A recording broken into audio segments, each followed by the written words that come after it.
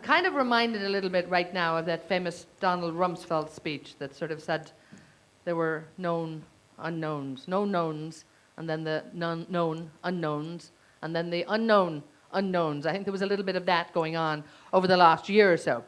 But I want to thank you all for your contribution here. Now, you've heard there everybody talking about whose fault is it? Is it somebody's fault? Are journalists just observers?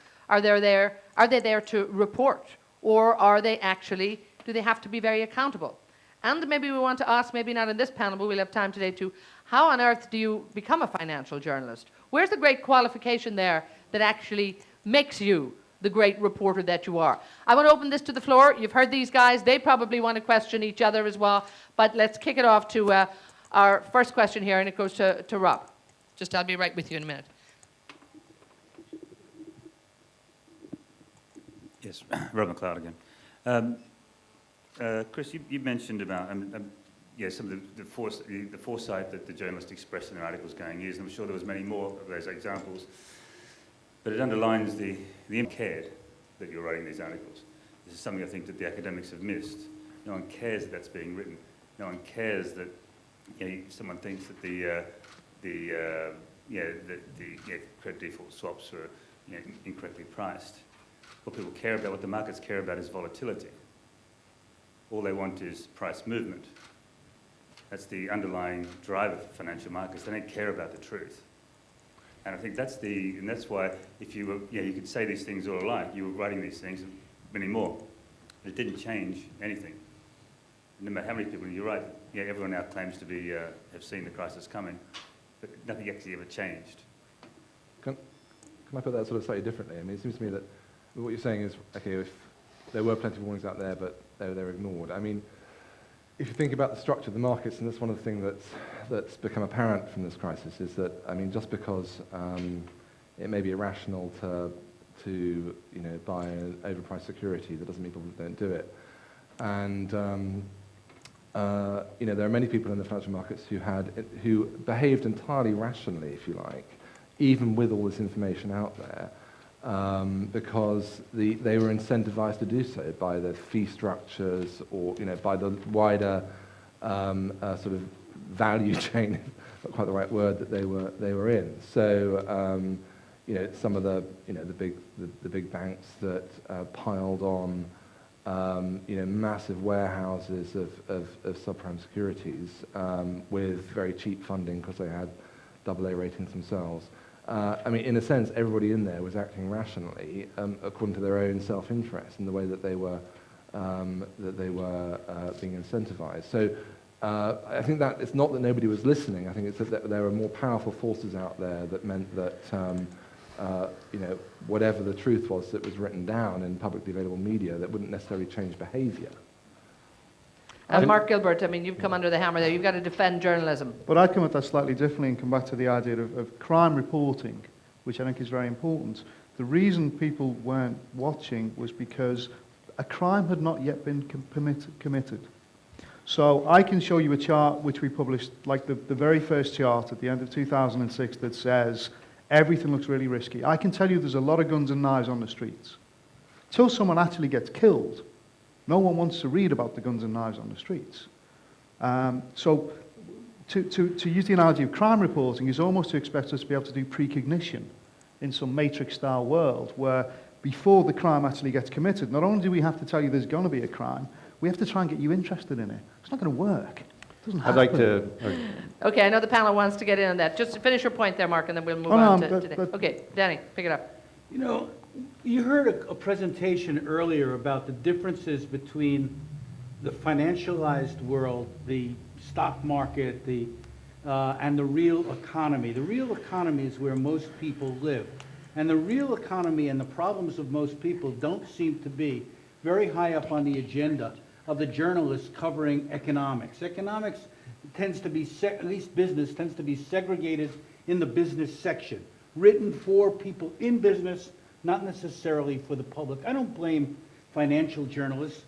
Where were the editors and the assignment editors on the networks looking at these stories and deciding that this is going to affect a lot more people, than what Sarah Palin is wearing to a convention? Who is going to make the decision about what gets covered and what doesn't? In point of fact, the New York Times business section, one of the columnists there, I think Joe Nocera, wrote in 1991, a group of organizations, community groups, came to the New York Times and laid out for them what was happening in their neighborhoods, the difficulties in getting credit, redlining practices by banks, discriminatory practices by lenders, and the overcharging and abusive practices that were taking place. In 1997, he went back to this and he said, this is something we never followed up on. They came there begging for coverage and didn't get any coverage. It wasn't perceived as interesting or important because it didn't affect the primary clients of financial journalism. And those are the people in finance themselves. And this is where Dean Starkman is on target when he talks about embedding, that many journalists became embedded in the narrative of Wall Street and the narrative of the elites.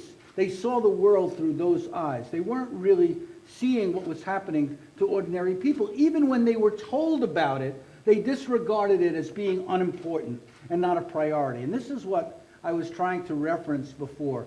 In 1970, in the United States, real wages stopped going up.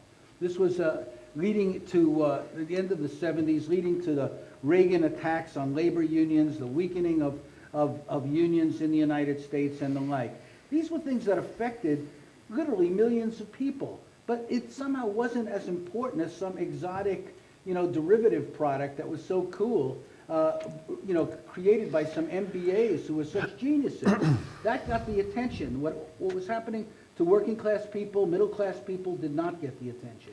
And Danny, one of the issues probably is the big divide between financial journalists and general journalists, and we can talk a bit about that. Come in here, Dean. I know you want to talk about it. I've got lots of questions coming. Keep it short. I'll be brief, but I do want to address this question of journalistic impotence, which I feel strongly about.